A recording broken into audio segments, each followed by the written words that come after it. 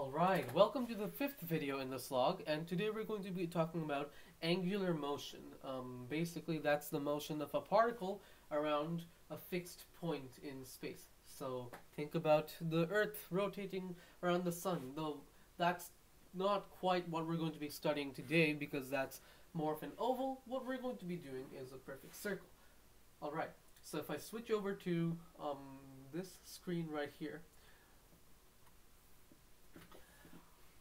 we have this magical equation, right? It describes the motion of an object given its acceleration, like the duration of its flight or whatever it may be, its initial velocity and its initial position, right? And this is all great, but if we're to graph out the thing on an xy coordinate plane, remember xy coordinate plane, if we have acceleration, it's going to look, acceleration in the negative direction, it's going to look like that. This is positive acceleration. This is no acceleration, but with initial velocity. No acceleration or initial velocity. Loads of different combinations, but either way, it's either linear or it's actually what we call quadratic, right? Or parabolic motion. I'm not going to bother writing that one out.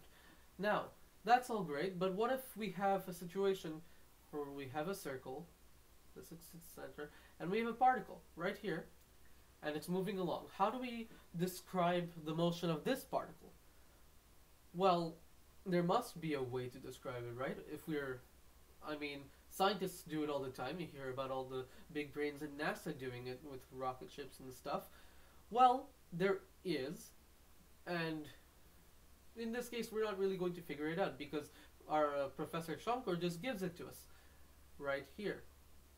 He says that this function right here, r as a function of time, capital R, I, and let me just write this out for you, nice and quick, but at the same time comprehensible. That is what we call efficiency. Nice. Where R and omega are both constant. Alright?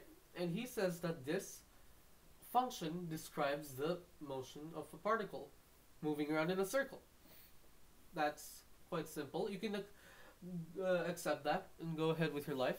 Go, oh yeah, this thing is amazing. Describe the motion of a particle moving around in a perfect circle. But if you really want to show like the proof for it, you can do what he did, and you can try and find the square, the magnitude of this entire function by squaring it. Basically, whenever you square a vector, you end up with its magnitude. So what you're going to get is the x component of r squared plus the y component of r squared is going to be capital R squared. And here's a nice trig identity coming up. Cos squared omega t plus j sine squared omega t. And basically, there's this nice trig identity that says that whenever you have cos squared theta plus sine squared theta, it will always equal to 1. The explanation behind this is really beautiful, and there are loads of math YouTubers out there that do explain it in a much better way than I could. But we're just going to go with it for now. So, what we end up with is r, x, or rather r, the magnitude of r squared, is equal to just this old guy, r squared, and take the square root of both sides. We now know that r, magnitude of our vector r, is just capital R. So, we know what r is. It's just the magnitude of our vector.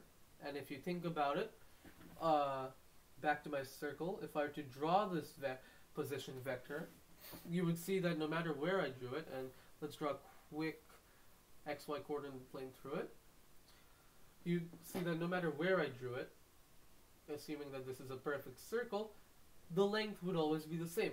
R is the radius, right? And it's just the magnitude of our position vector. Okay, that's great. That's one of our constants figured out. Check.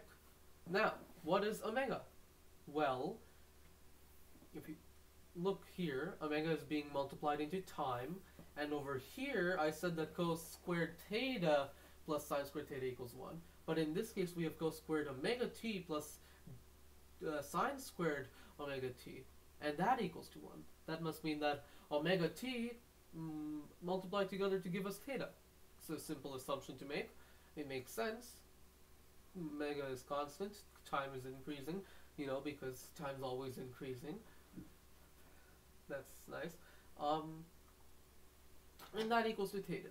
And just from here we can see that omega is theta over t. And this means that it's equal to the angle per second. Kind of weird to say angle per second, but it's what we call our angular velocity.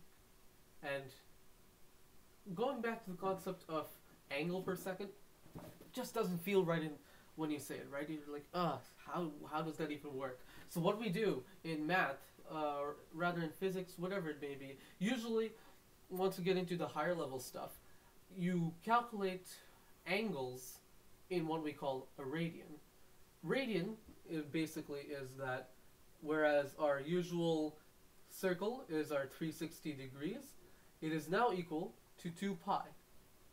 Okay, so 2 pi radians, I should say radians. 2 pi radians is equal to 360 degrees, thus 180 is equal to just pi, 90 is pi over 2, so on and so forth.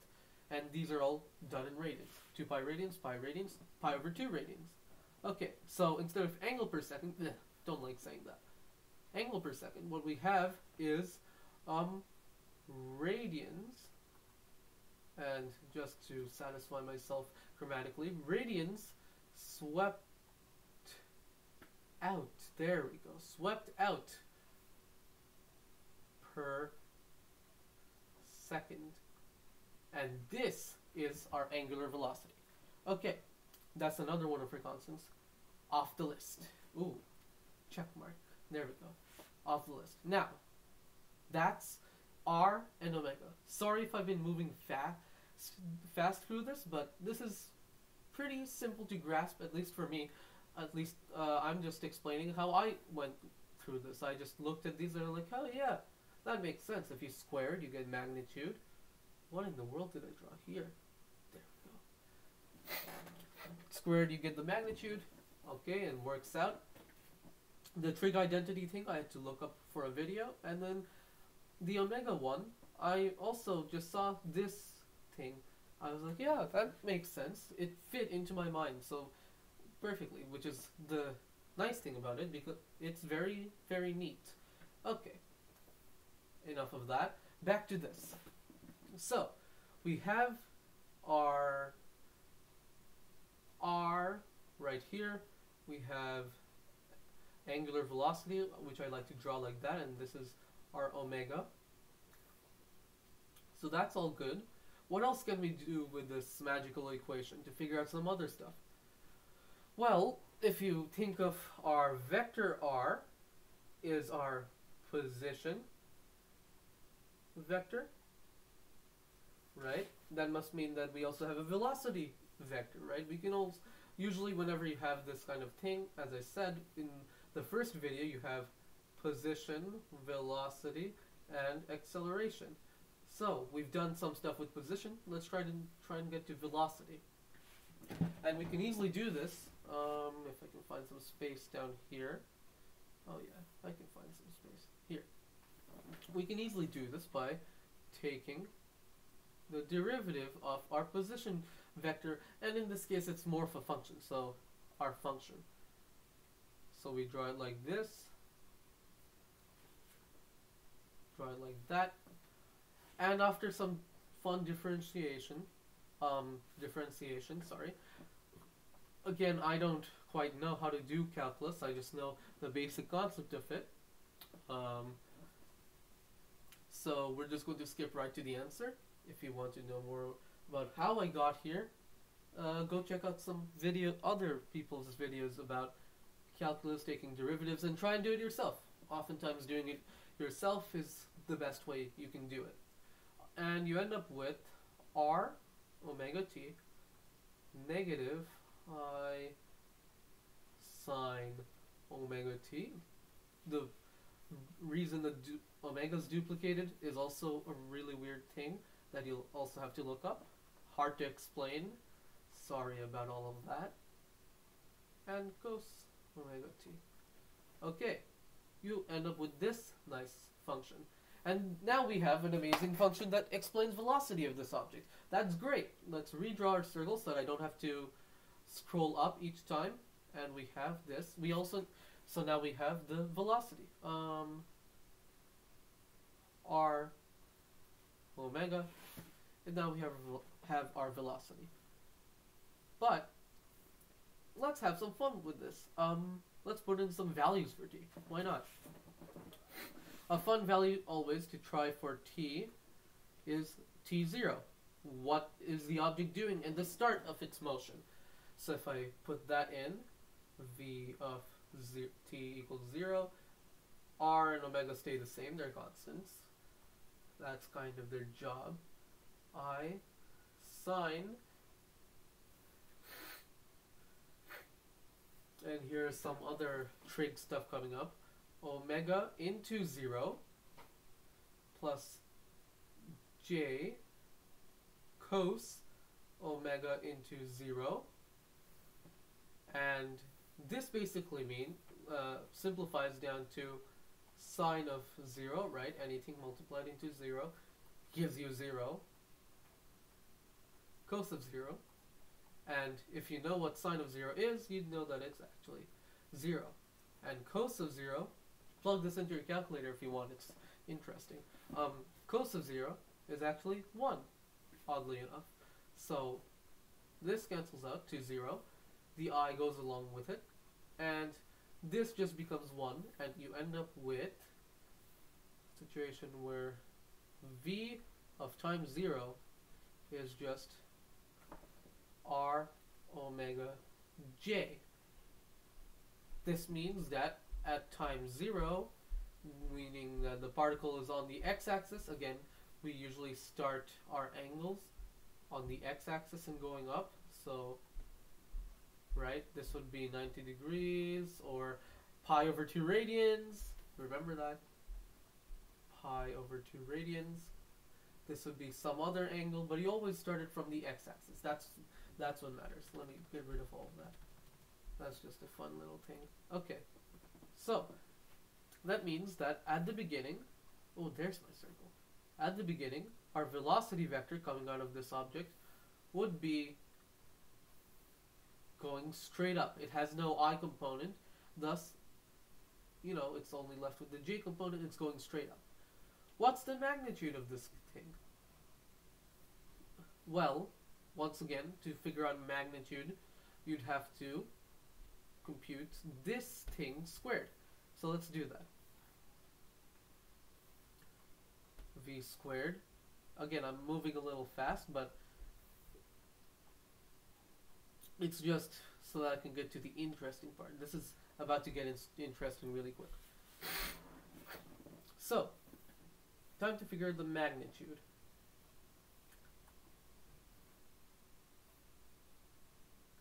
V squared is equal to r squared omega squared. And then you once again end up with a situation where you have that nice trig identity. I sine squared theta, I'm not going to bother writing omega t, plus j cos squared theta. And we know that this is going to end up being 1. So we end up with this thing, omega r whole squared, right? Take the square root of both sides, and you find that the magnitude of our velocity is always constant. this is an interesting result, right? This is a magnitude now. I don't have a vector on it, thus it's a magnitude. Okay, this is an interesting result. After all, if I were to draw it out here, you can actually verify this by computing different points on the circle. Some easy ones to try are pi over 2 radians, pi radian, or 3 pi over 2 radians. So let's write that,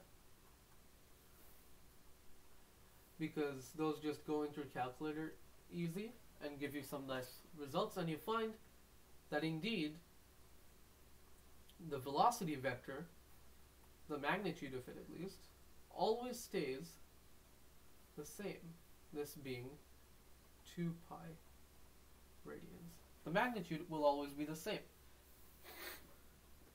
Though the direction may change, as you can obviously see right here, the magnitude always stays the same. And if you'll notice, by computing some more interesting, as in not as easy to compute angles, you'll notice that it's always tangential to the circle or the object's motion, because technically speaking there is no circle, it's just tracing out a circle. So, rather object's path. So, what we call this V is our tangential velocity. This is amazing, okay?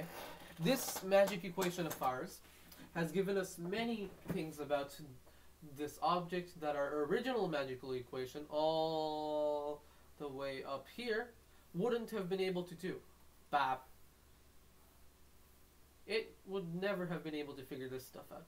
And this magic equation has led to, or rather this new magic equation has led to another one which describes the velocity of an object, right? And it's amazing. But if you remember, we have one thing left. If I go up here and try to find where in the world I kept it, there it is. See the wonders of zooming out. Okay, so we've gotten stuff about our position. Check. We've got stuff about our velocity. 2 of them actually. Check. And let's move this list over here up a little until I see the border of my blackboard.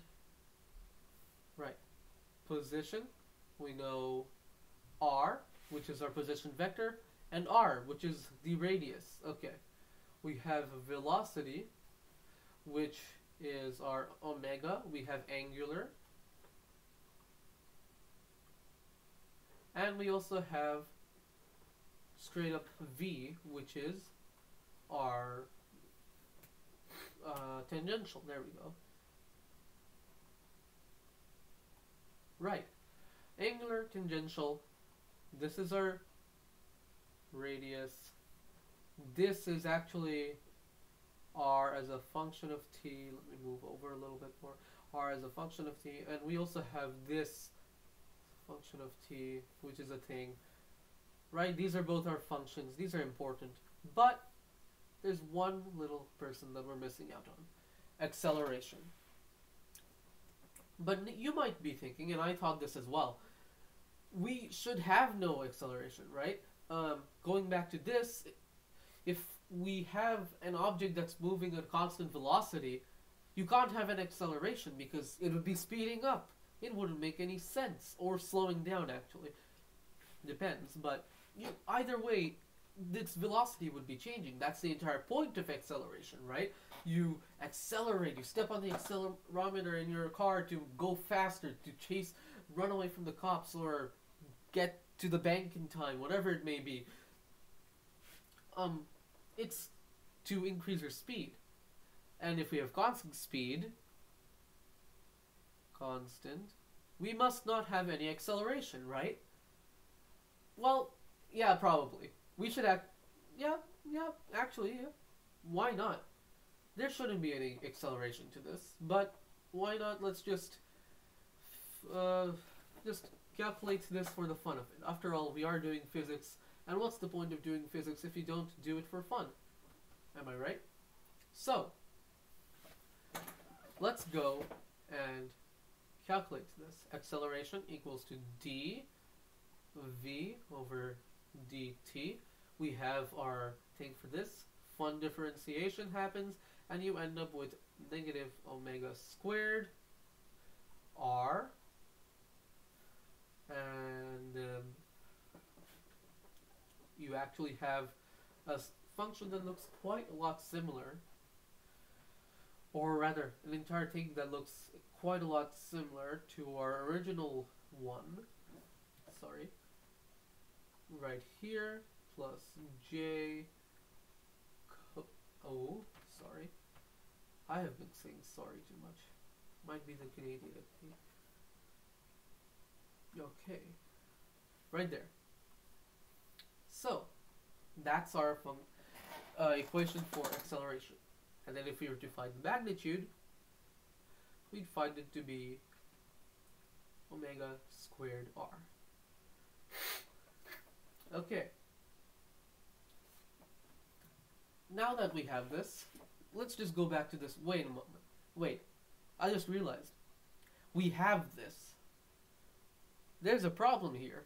We should have ended up with acceleration equals to 0, right? Because velocity is constant, right? And we expected acceleration equals to 0.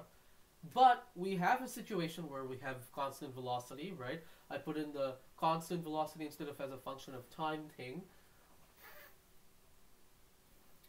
And we have this instead. This actually does give out a result, you know, omega is a constant, r is a constant, and we get a number for our acceleration. And over here, if I were to simplify this, you'd find that this is actually just negative that, the vector for that. Okay, that's weird. What this says is that even if an object that's moving around a circle at a constant velocity, where v equals to constant, there we go, even when this is happening, you still have an acceleration. Let me redraw my particle here so that it doesn't clash with this thing right here. You still have an acceleration towards the center because it's negative, and we call this our acceleration. Let's grab these two right here. We call this our centripetal acceleration. It's the acceleration directed towards the center, and it has a magnitude of omega squared r. Weird that it has nothing to do with our tangential velocity, but actually it kind of does. You see, acceleration equals to omega squared r. I'm just rewriting it down here because I didn't want to expand this way. I wanted to.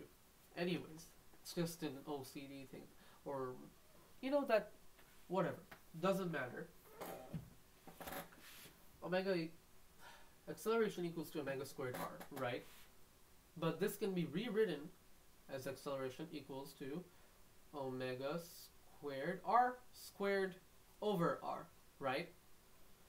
And then that can be rewritten as omega r whole squared over r. Yeah, this all checks out. But wait a moment. If I scroll all the way back, if I can find it, here, there we go. If I scroll back here, v equals to omega r, right? And if we go back to where we were with our acceleration, we actually had omega r, and that must mean that the magnitude of our acceleration is equal to v squared, the tangential velocity squared, or at least the magnitude of it, over the size of the radius. And that basically sums it up for everything that this equation can allow us to do. It basically says that even when an object is moving around in a circle with constant velocity, it still has an acceleration pointed towards the center, of magnitude v squared over r. Also, we know that an object moving around in a circle. I've drawn a lot of circles today. Wow. Okay. We also know that an object moving around in a circle has some angular velocity, omega, and has a tangential velocity as well, which is, as the name implies, always tangential to the circle itself. And it has a magnitude, this tangential velocity has a magnitude of omega r. Right, and that's about it.